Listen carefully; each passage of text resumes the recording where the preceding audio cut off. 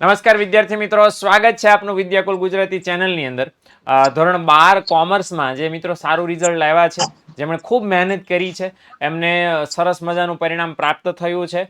ઘણા બધા વિદ્યાર્થીઓએ આ વર્ષે A1 ગ્રેડ પ્રાપ્ત કર્યો છે અને આપણે એમને ઇન્ટરવ્યૂ લઈને એટલા માટે લઈ રહ્યા છીએ કે ખાસ આપણને ખ્યાલ આવે કે કઈ રીતની મહેનત હતી, કેવી તૈયારી હતી અને આપણે એવું શું ભવિષ્યમાં ધ્યાન રાખી શકીએ કે આપણે પણ 10મા અને 12માના પરિણામ વખતે આપણને પણ સારું પરિણામ મળે, આપણે પણ સારા ટકા બોર્ડની પરીક્ષામાં લાવી શકીએ.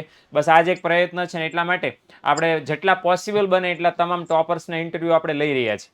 અને એ જ શ્રેણીમાં આજે આપણી સાથે રિહાનાબેન હાજર છે અને એમને પણ બોર્ડના પરીક્ષામાં બહુ સારું પરિણામ પ્રાપ્ત કર્યું છે. A1 ગ્રેડ એમને પ્રાપ્ત કર્યો છે. બેન, ખૂબ ખૂબ સ્વાગત છે આપનું આજના સરસ મજાના ઇન્ટરવ્યૂમાં અને અભિનંદન આપને બોર્ડની પરીક્ષામાં A1 ગ્રેડ આપે પ્રાપ્ત કર્યો છે બદલ. Thank you sir. તો ખાસ અમને જણાવશો કે રોજની તમારી મહેનત A1 ગ્રેડ લાવવા માટે કેટલી હતી? ડેઈલી 5 થી 6 કલાક તો વાંચવાનું જ ને પછી તો ટાઈમ ઉપર ડિપેન્ડ હોય કે એક્ઝામ આવવાની હોય કે કસોટી હોય, એકમ કસોટી, તો ઓકે. એ પ્રમાણે વધુ વાંચવાનું એવી ઓકે, રીતના હા, હતું. એટલે રોજ મતલબ 4 થી 5 કલાક રોજની મહેનત હતી. 5 થી 6 કલાક. ઓહો, 5 થી 6 કલાક રોજની મહેનત હતી. તો જરાક અમને ઓડિયન્સને જણાવશો 5 થી 6 કલાક કઈ રીતે પોસિબલ થતું હતું એક દિવસમાં વાંચવાનું?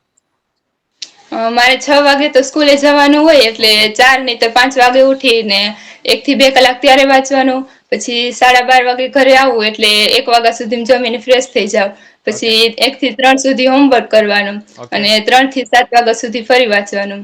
પછી 7 થી 8 જમવાનું બધું કામ કરવાનું. પછી 8 થી 9 નહીંતર 10 વાગ્યા સુધી. ઓકે, એટલે આટલું બધું શેડ્યુલ તમારું આટલું બધું હતું. આટલા બધા શેડ્યુલમાં સરસ આટલું બધું 5 કે 6 કલાક રોજનું વાંચવું ને ખરેખર ચલો વાંચવું ઇઝ ઇમ્પોસિબલ કહેવાય, કારણ કે વિદ્યાર્થીઓ સામાન્ય વિદ્યાર્થીઓ એટલું બધું વાંચતા નથી. અને જેટલા પણ મિત્રો એવું બોલો છો કે સાહેબ બોર્ડમાં ટકા લાવવા બહુ અઘરા છે, ટકા લાવવા અઘરા નથી, રોજની મહેનત કરવી અઘરી છે. રોજ કન્ટિન્યુઅસલી 5 થી 6 કલાક આમ બોલવું બહુ સહેલું, તમને સાંભળવામાં કેવી મજા આવે 5 થી 6 કલાક. આ બેન 5 થી 6 કલાક બેસતા હતા, પણ એક દિવસ બેસો અને આ જો શું એમણે કીધું રોજ સવારે 4 વાગે જાગી જવાનું એટલે 1-1.5 કલાક તો ત્યાં જ વાંચી નાખવાનું. બાકીનો જે ટાર્ગેટ બાકી રહે એ વળી પાછો ઘરે આવીને ફ્રેશ થઈને વળી પાછું વાંચવાનું. આટલી બધી મહેનત કરો ને દીકરાઓ, ત્યારે છે બોર્ડની પરીક્ષામાં સારું રિઝલ્ટ આવે અને ત્યારે છે પરિણામ આપણું એટલું બધું હાઈએસ્ટ લેવલનું આવે. બીજો એક ખાસ એ મારે જાણવું છે કે તમે લખીને કઈ રીતે થિયરી વાળા ખાસ વિષય છે બોર્ડના વિદ્યાર્થીઓ છે, ખાસ કરીને અમારા 12મા વાળાની પરિણામ પ્રોબ્લેમ આવે છે, મે બી તમને આવ્યો હશે કે ભાઈ BA જેવો સબ્જેક્ટ છે, SP જેવો સબ્જેક્ટ છે, એમાં મુદ્દાઓ બહુ બધા ઝાઝા આવે છે. તો એને યાદ રાખવા માટે કઈ રીતે પ્રેક્ટિસ કરી હતી?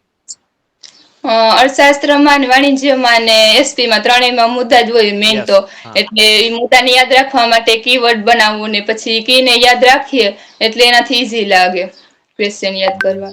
ઓકે, અને એકાઉન્ટ અને સ્ટેટ જેવા જે પ્રેક્ટિકલ સબ્જેક્ટ હતા એમાં કઈ રીતે તૈયારી કરી હતી? અમારે સ્ટેટ સબ્જેક્ટ નહોતો, એની જગ્યાએ જીઓગ્રાફી હતું. ઓકે, એટલે જીઓગ્રાફી હતું.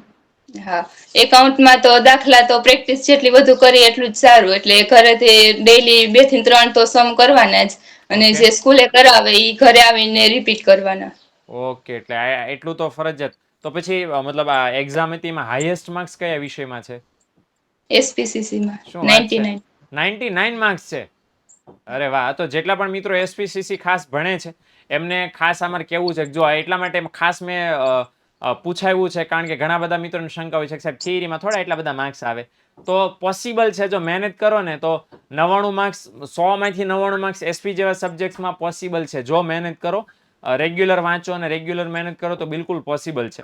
બીજું ખાસ તો એ મારે જાણવું છે કે રિઝલ્ટના દિવસે ઘરમાં પરિવારમાં કેવો માહોલ હતો? પેલા તો પપ્પા તો ઘરે નહોતા, એક મમ્મી જ હતા ઘરે. તો જયારે સીટ નંબર નાખ્યા અને એન્ટર કર્યું પછી રિઝલ્ટ જોયું ને ત્યારે તો મેં પેલા એમ કીધું કે પેલા બીજા સ્ટુડન્ટ નું હોય ને રિઝલ્ટ જોઈ લઉં કે હા. મારું ફર્સ્ટ રેન્ક છે કે નથી. હમ. પછી બધા રિઝલ્ટ જોઈને પછી એમ થયું કે નહીં, મારું જ બધાથી બેટર છે. ત્યારે બહુ ખુશ થઈ. ઓકે, મમ્મી પપ્પા પણ બહુ જ ખુશ હતા. ઓકે, એટલે આટલું બધું 90%, 90.57% ને 90 હા, આટલા બધા મતલબ આટલો બધો A1 ગ્રેડ આવ્યા અને સ્વાભાવિક છે પરિવાર વાળા ખુશ હશે. અચ્છા, મારે બીજું એક વાત જાણવી છે, કઈ શાળામાંથી તમે અભ્યાસ કર્યો? પાનેલી KJ પટેલ હાઈસ્કૂલ માંથી. ઓકે, અને ત્યાંથી તમને કેવો સપોર્ટ રહ્યો સ્કૂલમાંથી? ત્યારે તો ડેલી જે ક્લાસીસ હોય એ રોજ અટેન્ડ કરવાના અને ટીચર્સ ઘણો પણ સપોર્ટ કરે અને જો કોઈ ડાઉટ હોય તો ઘરેથી પણ પૂછી શકીએ ત્યારે પણ સપોર્ટ કરે. ઓકે. પછી એક્સ્ટ્રા આપણે વાંચ્યું હોય એનું પણ કોઈ ક્વેશ્ચન હોય તો સોલ્વ કરવામાં ઘણી મદદ કરતા. Done done.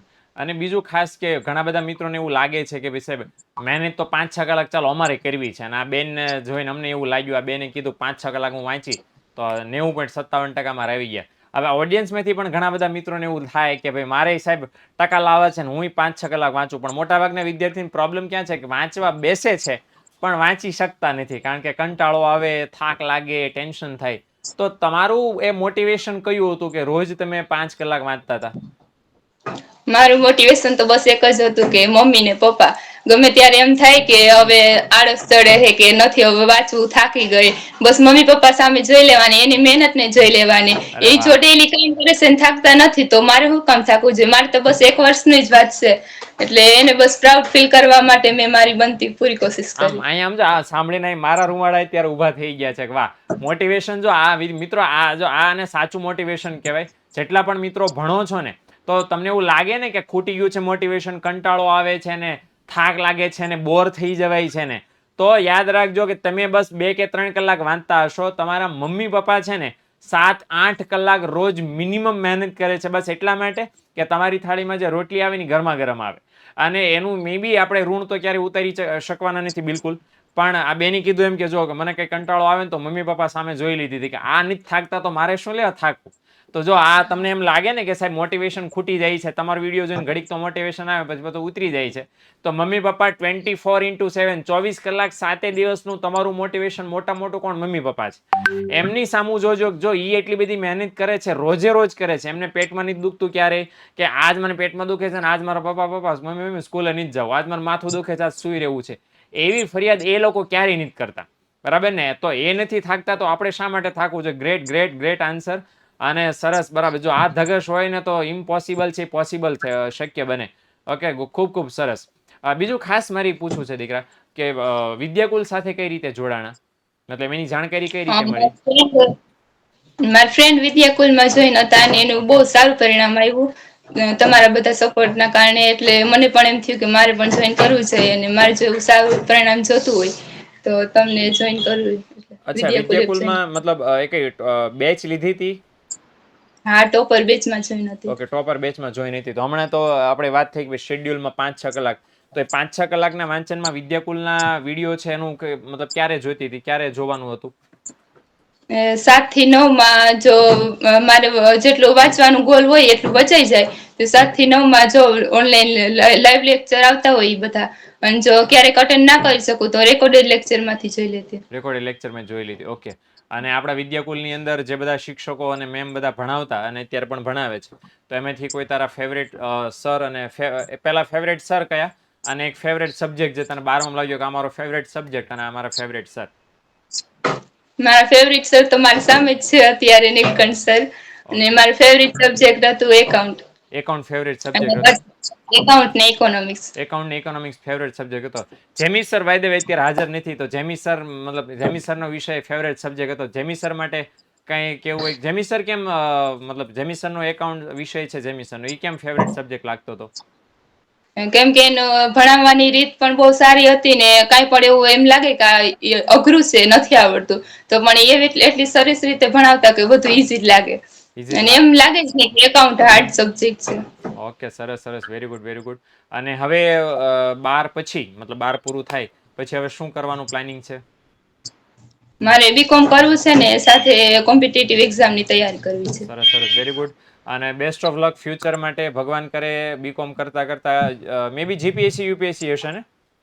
હા, ઓકે ઓકે. જીપીએસ તો એના માટે કોઈ ક્લાસ જોઈન કર્યા છે કે ઘરેથી તૈયારી કરવાની છે?